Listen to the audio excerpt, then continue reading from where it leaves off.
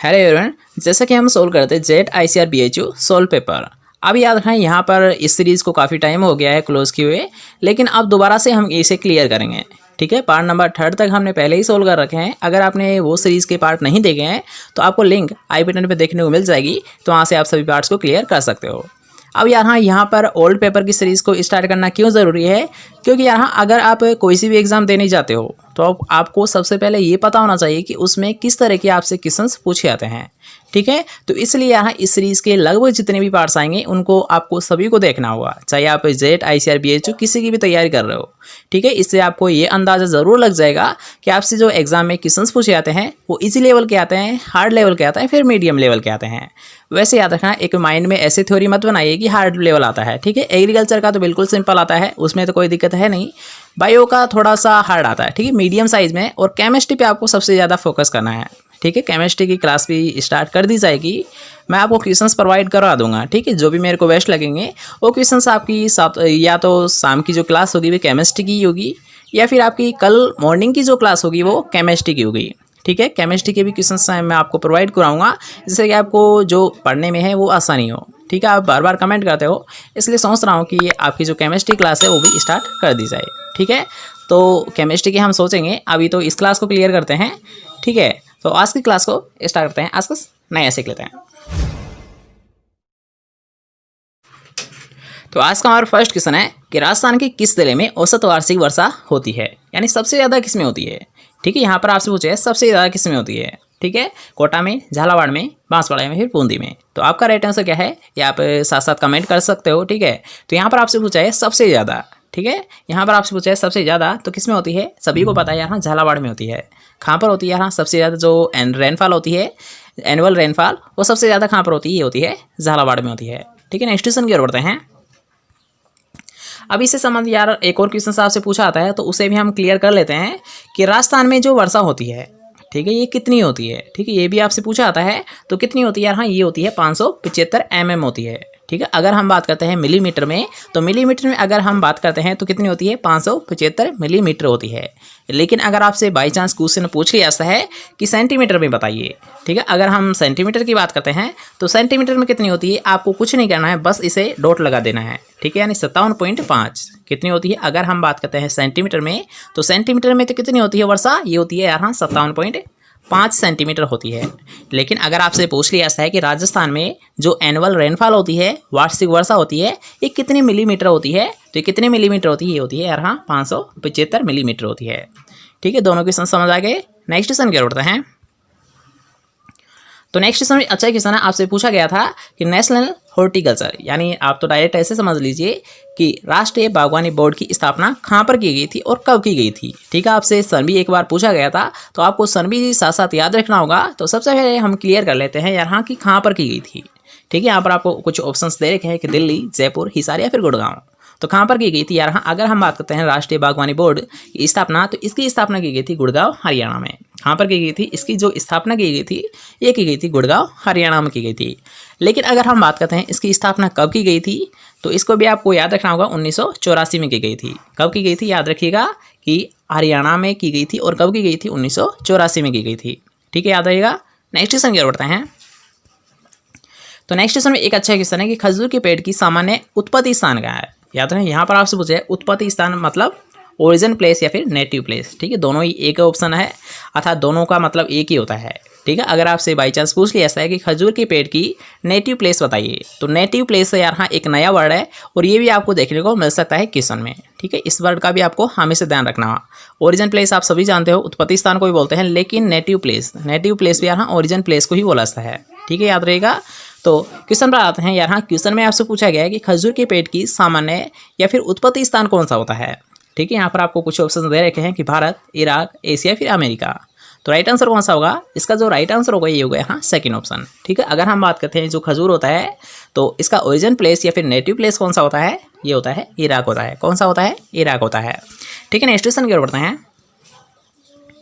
तो next question है अच्छा क्वेश्चन है, यहाँ पर आपसे पूछा गया है, याद रखिएगा, क्वेश्चन को थोड़ा सा ध्यान समझिएगा कि राजस्थान अन्य राज्यों से किस क्षेत्र में सबसे अग्रणी होता है या फिर किस रिवोल्यूशन में। ठीक है, यहाँ पर आपको कुछ एग्रीकल्चर रेवोल्यूशंस दे रखी है, और उसी के संदर्भ में आपसे ये क्वेश्चन पूछा रहा है कि राजस्थान किस क्रांति में या फिर किस क्षेत्र में अन्य राज्यों से, यानी अन्य राज्यों से यहाँ पर इसकी तुलना की जा रही है राजस्थान की, तो किस क्रांति में सबसे अग्रणी होता है।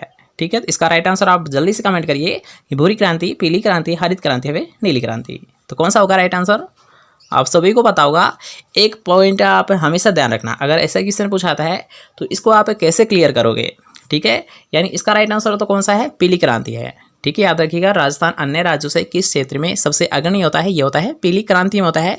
लेकिन क्यों, इसका रीज़न क्या है। ठीक है, यानी जो येलो रिवोल्यूशन है इसमें तो अग्रणी है, लेकिन क्यों, तो याद रखिएगा जो मस्टर्ड होता है। ठीक है, आपने पढ़ा होगा यहाँ मस्टर्ड की जो सबसे ज़्यादा खेती है वो कहाँ पर की जाती है, राजस्थान में की जाती है। और मस्टर्ड से संबंधित कौन सी क्रांति है, सभी को पता है यार, हाँ पीली क्रांति है। ठीक है, आप सभी को पता है यहाँ सरसों से संबंधित कौन सी क्रांति होती है, पीली क्रांति होती है।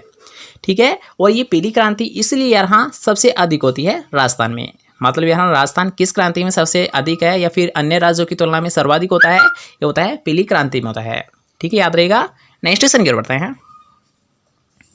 तो नेक्स्ट क्वेश्चन आपसे पूछा है निम्न में से अनार की कौन सी किस्म है। याद रखिएगा, यहाँ पर आपसे पूछा है निम्न में से अनार की कौन सी किस्म है। थोड़ा सा क्वेश्चन पे थोड़ा सा फोकस किया करो। तो यहाँ पर आपको कुछ ऑप्शन दे रखे हैं कि ढोल का, तोतापुरी, NA10 या फिर थॉमसन सीडलेस। तो थोड़ा सा ध्यान लगाइए कि अनार की यहाँ पर पूछी गई है वेराइटी, तो कौन सी है, जल्दी से राइट आंसर बताइए। तो अगर हम बात करते हैं ढोल का, तो राइट आंसर कौन सा है, फर्स्ट ऑप्शन है। क्योंकि अगर हम बात करते हैं तोतापुरी, तो तोतापुरी तो किसकी होती है, मैंगो की होती है, आम की होती है। अगर हम बात करते हैं NA10, तो NA10 किसकी होती है, ये होती है यहाँ आंवले की होती है। मतलब यहाँ NA होता है तो इसकी जो फुल फॉर्म होती है ये क्या होती है, नरेंद्र आंवला होता है। याद रखिएगा, NA का जो फुल फॉर्म होती है ये क्या होती है, यहाँ नरेंद्र आंवला होता है। और अब आप समझ गए होंगे कि NA10 किसकी होती है, यहाँ ये वेराइटी होती है, ये होती है आंवले की होती है। किसकी होती है, आंवले की होती है। ठीक है, अब हम बात करते हैं कि थॉमसन सीडलेस किसकी है। तो सबसे याद रखना, एक वेरी वेरी इंपॉर्टेंट क्वेश्चन ये बनता है कि थॉमसन सीडलेस किसकी वेराइटी होती है।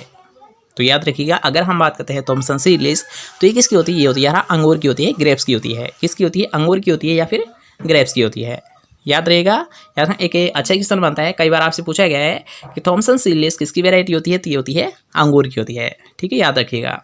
ओके, इसका राइट आंसर क्या है कि अनार की कौन सी है, ढोल का है। तोतापुरी किसकी है, आम की है। अगर हम बात करते हैं NA10, तो NA10 किसकी है, आंवले की है, नरेंद्र आंवला। ठीक है, नेक्स्ट क्वेश्चन की ओर बढ़ते हैं। तो नेक्स्ट क्वेश्चन आपसे पूछा गया है कि दक्षिणी पूर्वी राजस्थान में ज्वार फसल की जगह कौन सी फसल ली जाती है। ठीक है, यहाँ पर क्वेश्चन को थोड़ा सा ध्यान समझिए कि यहाँ पर आपसे पूछा है दक्षिणी पूर्वी राजस्थान, मतलब यहाँ राजस्थान का तो आपने नक्शा तो देखा ही होगा, सही से तो मैं बना नहीं पाऊंगा। ठीक है, कुछ भी समझ लीजिए आप, तो राजस्थान मैंने तो मेंढक बना दिया, दोबारा से बनाता हूँ। ठीक है, मान लीजिए हमारा राजस्थान होता है, ठीक है, ये नीचे की साइड है, आप तो इसी की साइड से समझ लीजिए। यानी दक्षिणी पूर्वी राजस्थान के बारे में यहाँ पर आपसे पूछा गया है। ठीक है, दक्षिणी पूर्वी कौन सा एरिया हुआ, ये हुआ ना। तो यहाँ पर आपसे क्वेश्चन में पूछा गया है कि दक्षिणी पूर्वी जो राजस्थान होता है, तो यहाँ पर ज्वार फसल की जगह कौन सी फसल ली जाती है। ठीक है, कुछ ऑप्शन आपको दे रखे हैं कि ग्वार को लिया ऐसा है, पर मिलेट को लिया ऐसा है, मूंगफली को लिया ऐसा है, फिर सोयाबीन को लिया ऐसा है। तो आपका राइट आंसर क्या है, ये जल्दी से कमेंट बॉक्स में लिखिए। तो अगर हम बात करते हैं ना दक्षिणी पूर्वी राजस्थान में, मतलब यहाँ दक्षिणी पूर्वी राजस्थान में जहाँ पर क्या होती है, जो वार्षिक वर्षा होती है ना, ये भी अच्छी खासी हो जाती है। ठीक है, यानी एवरेज में होती है, यानी कोई वर्षा की तो कमी है नहीं इस क्षेत्र में। तो हम यहाँ अगर हम बात करते हैं ज्वार की जगह किस फसल को लिया ऐसा है, तो ये लिया ऐसा है, सोयाबीन को लिया ऐसा है। किसको लिया ऐसा है, याद रखिएगा कि सोयाबीन को लिया ऐसा है। ओके, याद रहेगा। नेक्स्ट क्वेश्चन की ओर बढ़ते हैं। तो नेक्स्ट क्वेश्चन आपसे पूछा गया है कि निम्नलिखित में से कौन सा कोलेस्ट्रम में सबसे ज़्यादा होता है, अर्थात कौन सा ऐसा पदार्थ है जो कि यहाँ कोलेस्ट्रम, और कोलेस्ट्रम तो आप सभी समझते होंगे कि कोलेस्ट्रम यहाँ खीस को ही बोला जाता है। ठीक है, याद रखिएगा, खीस का जो सेकेंड नेम होता है ये क्या होता है, कोलेस्ट्रम होता है। ठीक है, तो अब आपको बताना है यहाँ खीस में सबसे ज़्यादा कौन सा तत्व पाया है, खनिज और विटामिन पाया हैं, लैक्टोज पाया हैं, वसा पाया है या फिर कार्बोहाइड्रेट पाया है। ठीक है, चारों ऑप्शंस में से आपको पहचानना है कि खीस में या फिर कोलेस्ट्रम में सबसे ज़्यादा कौन सा पदार्थ पाया है, कौन सा कंटेंट पाया है। तो राइट आंसर क्या है, जल्दी से कमेंट बॉक्स में लिखिए। तो अगर हम बात करते हैं यहाँ कोलेस्ट्रम में, ठीक है, अगर हम बात करते हैं खीस या कोलेस्ट्रम में, तो कौन सा होता है, ये होता है यहाँ खनिज व विटामिन होते हैं। कौन कौन से होते हैं यहाँ, खनिज व विटामिन होते हैं। ठीक है, याद होगा क्वेश्चन। नेक्स्ट क्वेश्चन की ओर बढ़ते हैं। उससे पहले अगर आपको वीडियो पसंद आ रहा है तो वीडियो कर देना एक लाइक, इस वीडियो कर देना अपने दोस्तों के साथ शेयर, और चैनल को अभी तक सब्सक्राइब नहीं किया है चैनल को लीजिए सब्सक्राइब। ठीक है, नेक्स्ट क्वेश्चन की ओर बढ़ते हैं। तो नेक्स्ट क्वेश्चन आपसे पूछा है खुली पशुशाला में वयस्क भैंस के कितने स्थान की आवश्यकता होती है। ठीक है, यहाँ पर आपसे पूछा गया कि कितनी स्पेस की आवश्यकता होती है, कितनी जगह की आवश्यकता होती है। ठीक है, यहाँ पर आपको कुछ ऑप्शंस दे रखे हैं कि 80 से 100 वर्ग फुट, 100 से 150 वर्ग फुट, 150 से 200 वर्ग फुट या फिर 200 से 300 वर्ग फुट। ठीक है, यहाँ पर आपसे पूछा गया है वर्ग फुट में कितने स्पेस की आवश्यकता होती है एक वयस्क भैंस को। तो आपका राइट आंसर क्या है ये कमेंट सेक्शन में बताइए। तो यहाँ अगर हम बात करते हैं वयस्क भैंस, ठीक है, यहाँ पर आपसे पूछा गया है जो ओपन पशुशाला होती है, तो यहाँ पर आप पूछा गया है वयस्क भैंस के बारे में। तो इसको जितने स्पेस की आवश्यकता होती है वो कितना होता है 100 से यानी 80 से 100 वर्ग फुट होता है। कितना होता है 80 से 100 वर्ग फुट होता है। ठीक है, नेक्स्ट क्वेश्चन की ओर बढ़ते हैं।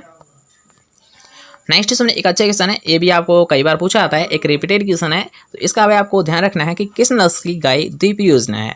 मतलब यहाँ पर आपसे पूछा है द्विप्रयोजनी नस्ल गाय की कौन सी होती है। नागौरी होती है, गिर होती है, जर्सी होती है, फिर थारपारकर होती है।